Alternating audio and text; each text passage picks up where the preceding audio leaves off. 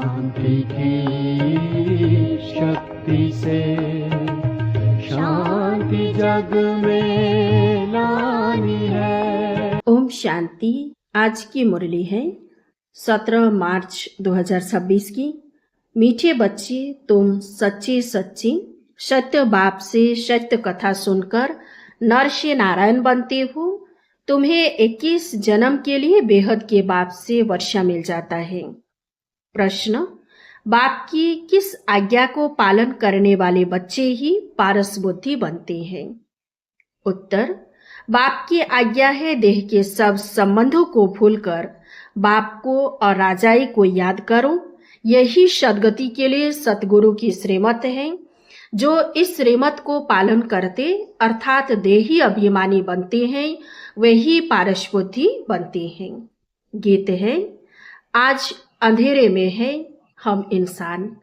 ओम शांति। यह कलयुगी दुनिया है, सब अंधेरे में है। यही भारत सोचने में था जब यह भारत स्वर्ग था।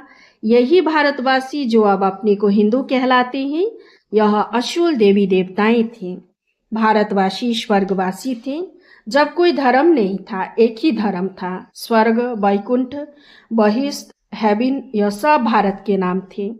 भारत प्राचीन, पवित्र, बहुत बहुत धनवान था। अभी तो भारत कंगाल है क्योंकि अब कलयुगी है। वह सतयुग था। तुम सब भारतवासी हो। तुम जानते हो हम अंधियारे में हैं। जब स्वर्ग में थे तो सोचने में थे। स्वर्ग के राज राजेश्वर, राज राजेश्वरी लक्ष्मी नारायण थे। उनको सुखधाम कहा जाता है। नए नए आते हैं तो बाप फिर समझाते हैं। बाप से ही तुमको स्वर्ग का वर्षा लेना है, जिसको जीवन मुक्ति कहा जाता है। अभी सब जीवन बंध में है, खास भारत आम दुनिया रावण की जेल शोक वाटिका में है। ऐसे नहीं कि रावण सिर्फ लंका में था और राम भारत में था और उसने आकर सीता चुराई। यह सब दंत कथाएं हैं। गीता है मुख्य सर्वशास्त्रों में शिरोमणि श्रीमत अर्थात भगवान की सुनाई हुई गीता। मनुष्य तो कोई की सद्गति कर नहीं सकते। सतयुग में थे जीवन मुक्त देवी देवताएं। उन्होंने यह वर्षा कलयुग अंत में पाया था। भारत को यह पता नहीं था, न कोई शास्त्र में है।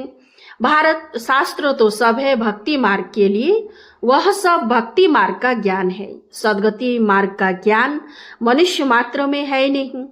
बाप कहते हैं कि मनुष्य के गुरु बन नहीं सकते, गुरु कोई सद्गति दे नहीं सकते। वह गुरु कहेंगे भक्ति करो, दान पुण्य करो। भक्ति द्वापर से चली आई है। सतयुग त्रेता में है ज्ञान की प्रारब्ध।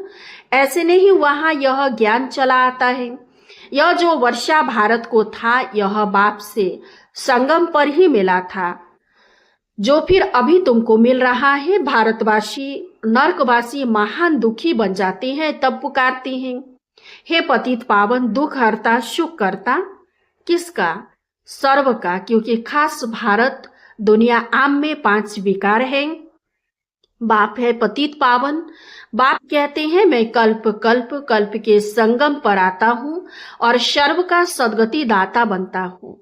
अबलाओं, अहिलाओं, गणिकाओं और गुरु लोग जो है उनका भी उद्धार मुझे करना है, क्योंकि यह तो है ही पतित दुनिया, पावन दुनिया सतयुग को कहा जाता है। भारत में इन लक्ष्मी नारायण का राज्य था। यह भारतवासी नहीं जानते कि यह स्वर्ग के मालिक थे। पतित खंड माना झूठ खंड, पावन खंड माना सच खंड। भारत पावन खंड था। इन लक्ष्मी नारायण की सूर्यवंशी डिनास्टी थी। यह भारत है अविनाशी खंड, जो कभी विनाश नहीं होता। जब इनको राज्य था तो और कोई खंड था नहीं। वह सब बाद में आते हैं। शास्त्रों में सबसे बड़ी भूल तो यह की है जो कल्प लाखों वर्ष का लिख दिया है। बाप कहते हैं कि न तो कल्प लाखों वर्ष का होता, न सतयुग लाखों वर्ष का होता। कल्प की आयु 5000 वर्ष है। यह फिर कह देते कि मनुष्य 84 लाख जन्म लेते। मनुष्य को कुत्ता बिल्ली आदि बना दिया है, परंतु उनका जन्म अलग है। 84 लाख वैरायटी है। मनुष्यों की वैरायटी एक है, उनके ही 84 जन्म है। बाप कहते हैं बच्चे तुम आदि सनातन देवी देवता धर्म के थे। भारतवासी अपने धर्म को भूल ड्रामा अनुसार भूल गए हैं। कलयुग अंत में बिल्कुल पतित बन पड़े हैं। फिर बाप आकर संगम पर पावन बनाते हैं। इनको कहा जाता है दुख धाम। फिर पार्ट सुख धाम में होगा। बाप कहते हैं, हे बच्चों, तुम भारतवासी ही स्वर्गवासी थे। फिर तुम 84 जन्म की सीढ़ी उतरते हो। सतो से रजो तमो में जरूर आना है। तुम देवताओं जितना धनवान, एवर हैप्पी, एवर हेल्दी कोई नहीं होता। भारत कितना साहूकार था।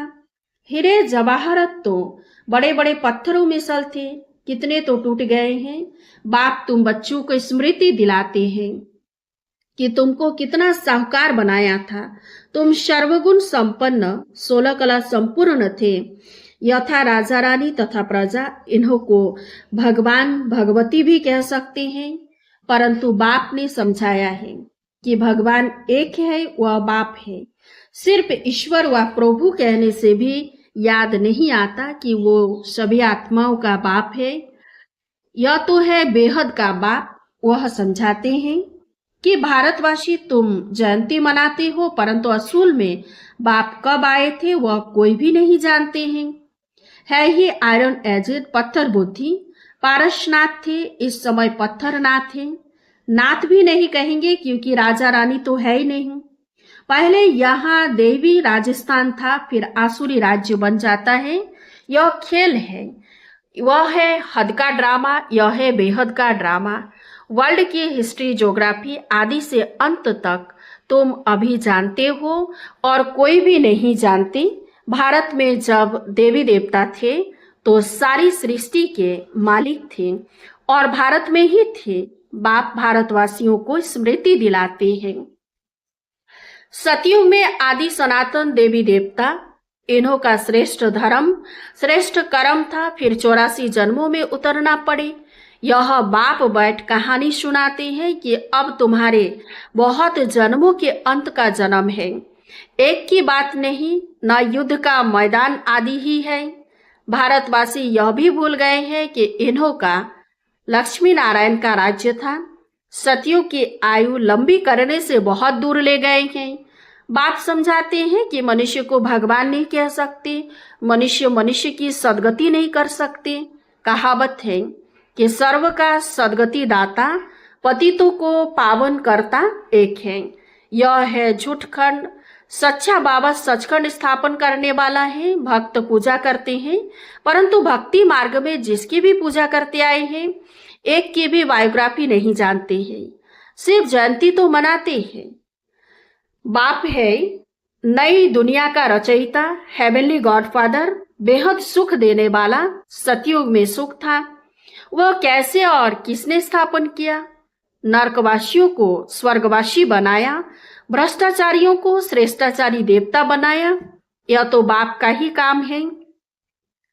तुम बच्चों को पावन बनाता हूं, तुम स्वर्ग के मालिक बनते हो, फिर तुमको पतित कौन बनाते हैं? यह रावण। मनुष्य कह देते हैं सुख दुख ईश्वर देते हैं। बाप कहते हैं मैं तो सबको सुख देता हूं। आधा कल्प फिर तुम बाप का सिमरन नहीं करेंगे। फिर जब रावण राज्य होता है तो सबकी पूजा करने लग पड़ते हैं। यह तुम्हारा बहुत जन्मों के अंत का जन्म है। कहते हैं बाबा हमने कितने जन्म लिए हैं? बाप कहते बच्चे तुम अपने जन्मों को नहीं जानते हो। तुमने पूरे 84 जन्म लिए हैं। तुम 21 जन्म लिए बेहद के बाप से वर्षा लेने आए हो, अर्थात सच्चे सच्चे सत्य बाबा से सत्य कथा नर से नारायण बनने का ज्ञान सुनते हो। यह है ज्ञान, वह है भक्ति। यह स्पिरिचुअल नॉलेज सुप्रीम रूह आकर देते हैं। बच्चों को देही अभिमानी बनना पड़े, अपने को आत्मा निश्चय कर मामेकम याद करो। शिव बाबा तो सभी आत्माओं का बाप है। आत्माएं सब परमधाम से पार्ट बजाने आती है शरीर में। इसको कर्म क्षेत्र कहा जाता है। बड़ा भारी खेल है। आत्मा में बुरे व अच्छे संस्कार रहते हैं, जिस अनुसार ही मनुष्य को जन्म मिलता है। अच्छा व बुरा, यह जो पावन था अभी पतित है। तत्वतम मुझ बाप को इस पराये रावण की दुनिया पतित शरीर में आना पड़ता है। आना भी उसमें है जो पहले नंबर में जाना है। सूर्यवंशी ही पूरे 84 जन्म लेते हैं। यह है ब्रह्मा और ब्राह्मण। बाप समझाते हैं रोज, लेकिन पत्थर बुद्धि को पारस बुद्धि बनाना मासी का घर नहीं है। हे आत्माएं, अब देही अभिमानी बनो। हे आत्माएं, एक बाप को याद करो और राजाई को याद करो। देह के संबंधों को छोड़ो तो पारस बुद्धि बन जाएंगी। मरना तो सबको है, सबकी अब वानप्रस्थ अवस्था है। एक सतगुरु बिगर सर्व का सदगति दाता कोई हो नहीं सकता। बाप कहते हैं, हे भारतवासी बच्चों, तुम पहले पारस बुद्धि थे। गाया हुआ है कि आत्मा परमात्मा अलग रहे बहुकाल। तो पहले पहले तुम भारतवासी देवी देवता धर्म वाले आए हो और धर्म पीछे आए हैं, तो उन्हों के जन्म भी थोड़े होते हैं। सारा सृष्टि का झाड़ कैसे फिरता है वह बाप बट समझाते हैं। जो धारणा कर सकते हैं उनके लिए बहुत सहज है। आत्मा धारण करती है, पुण्य आत्मा और पाप आत्मा तो बनती है ना। तुम्हारा अंतिम 84वां जन्म है। तुम वानप्रस्थ अवस्था में हो। वानप्रस्थ अवस्था वाले गुरु करते हैं मंत्र लेने लिए। तुमको अब बाहर का मनुष्य गुरु करना नहीं है। तुम सभी का मैं बाप, टीचर, सतगुरु हूँ। मुझे कहते ही हैं, हे पतित पावन शिव बाबा, अभी स्मृति आई है सभी आत्माओं का यह बाप है। आत्मा सत्य है, चैतन्य है, क्योंकि अमर है। सभी आत्माओं में पार्ट भरा हुआ है। बाप भी सत्य चैतन्य है। वह मनुष्य सृष्टि का बीज रूप होने कारण कहते हैं कि मैं सारे झाड़ के आदि मध्य अंत को जानता हूँ। इसलिए मुझे नॉलेजफुल कहा जाता है। तुमको भी सारी नॉलेज है कि बीज से झाड़ कैसे निकलता है। झाड़ बढ़ने में तो टाइम लगता है। बाप कहते हैं कि मैं बीज रूप हूँ। अंत में सारा झाड़ जर्जरीभूत अवस्था को पाता है। अभी देखो, देवी देवता धर्म का फाउंडेशन है नहीं, प्रायलोप है। जब देवी देवता धर्म गुम हो जाता तब बाप को आना पड़े। एक धर्म की स्थापना कर बाकी सबका विनाश करा देते हैं। प्रजापिता ब्रह्मा द्वारा बाप स्थापना करा रहे हैं आदि सनातन देवी देवता धर्म की। तुम आए हो भ्रष्टाचारी से श्रेष्ठाचारी देवता बनने। यह ड्रामा बना हुआ है, इनकी एंड नहीं होती। बाप आते हैं। आत्माएं सब ब्रदर्स है, मूल वतन में रहने वाली, जो उस एक बाप को सब याद करते हैं। दुख में सिमरन सब करें। रावण राज्य में दुख है, यहाँ सिमरन करते हैं तो बाप सर्व का सदगति दाता एक है। उनकी महिमा है। बाप न आए तो पावन कौन बनाए। क्रिश्चियन, इस्लामी आदि जो भी मनुष्य है इस समय सब तमो प्रधान है। सभी को पुनर्जन्म जरूर लेना है। अभी पुनर्जन्म मिलता है नरक में, ऐसे नहीं कि सुख में चले जाते हैं।